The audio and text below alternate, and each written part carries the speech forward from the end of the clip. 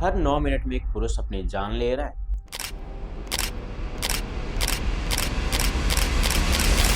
यह आंकड़ा सिर्फ एक संख्या नहीं है, बल्कि हमारे समाज की एक गहरी और कड़वी सच्चाई है।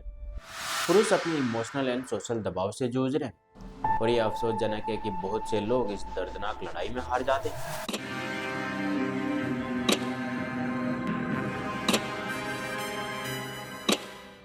एक ऐसे ही दिल दहला देने वाली घटना बिहार के रहने वाले अतुल की है। मेरा नाम अतुल सुभाष है। मैं तकरीबन 34 साल का हूँ। बैंगलोर में रहता हूँ।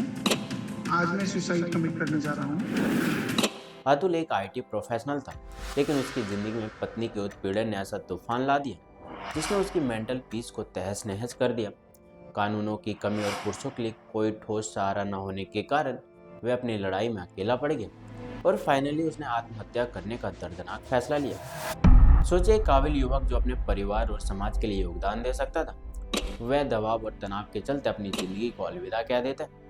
यह सिर्फ अतुल की कहानी नहीं है, बल्कि उन हजारों पुरुषों की कहानी है जो रिश्तों की खींचतान और समाज के डिस्क्रिमिनेटरी लॉज की वजह से हार मान लेते हैं। तो अब सवाल यह उठता है कि आखिर पुरुष आत्महत्या क्यों कर रहे हैं? उनके जीवन में ऐसा क्या हो रहा है जो उन्हें इतना बड़ा कदम उठाने पर मजबूर कर देता है? जानेंगे इन्हीं सवालों के जवाब। वीडियो के एंड तक आप जरूर बने रहे।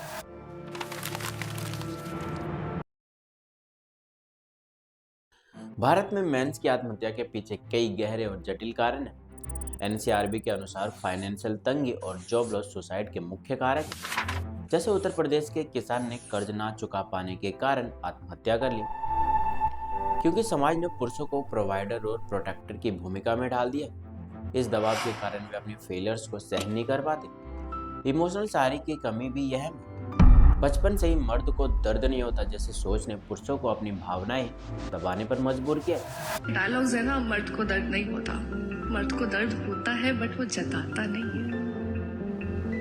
आदमी सबसे ज्यादा साइलेंट सेक्रीफाइसेस करता है। और स्टडीज दिखाती कि मदद मांगने से भी कतराते हैं। रिश्तों में झूठे आरोप और तलाक जैसी समस्याएं, जैसे दिल्ली में एक युवक ने अपनी गर्लफ्रेंड के झूठे आरोपों से आहत होकर अपनी जान दे दी। पुरुषों के लिए लीगल प्रोटेक्शन की कमी भी एक बड़ा मुद्दा है।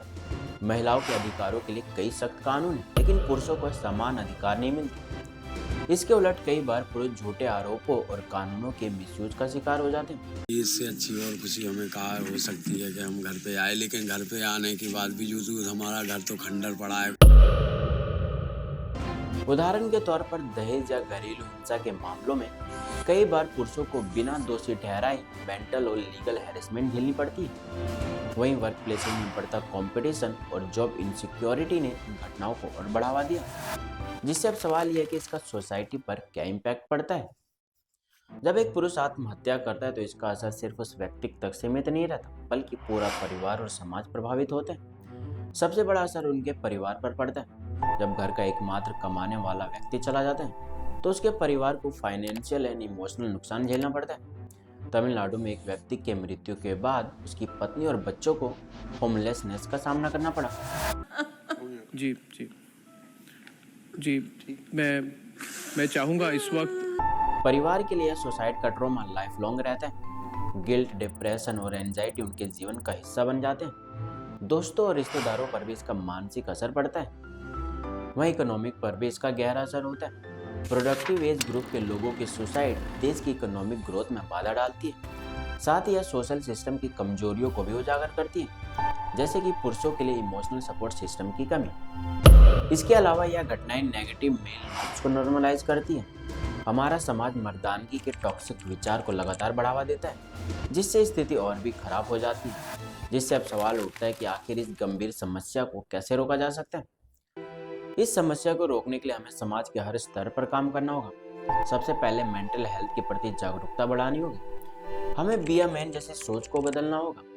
पुरुषों को अपनी भावनाएं व्यक्त करने का अधिकार देना और उन्हें बिना किसी जजमेंट के सुनना बहुत जरूरी है। सरकार को भी इस दिशा में कदम उठाने होंगे। सरकार को इफेक्टिव हेल्पलाइन नंबर और मेंटल हेल्थ सेवाएं उपलब्ध करानी होंगी। इसके साथ ही फॉल्स एक्सक्यूजन केसेस को सख्ती से हैंडल करना चाहिए, ताकि निर्दोष व्यक्ति की जान ना जाए। इसके अलावा सरकार को पुरुषों के लिए भी समान और ठोस कानून बनाने होंगे, जो उनकी मेंटल और इमोशनल सिक्योरिटी को सिक्योर कर सके, ताकि इस तरह के दर्दनाक हादसों को रोका जा सके। इस मुद्दे पर अधिक ध्यान देने की जरूरत है, ताकि समाज mental health, emotional support and legal protection पर सही तरीके से ध्यान दे सके। अगर आप कदम नहीं उठाएगा तो यह समस्या और भी गंभीर हो सकती है। तो गाइस, इस पर आपके क्या विचार, आप कमेंट कर जरूर बताएगा। और इस कन्वर्सेशन का हिस्सा बनने के लिए वीडियो को लाइक और चैनल को सब्सक्राइब करना ना भूलें। जय हिंद।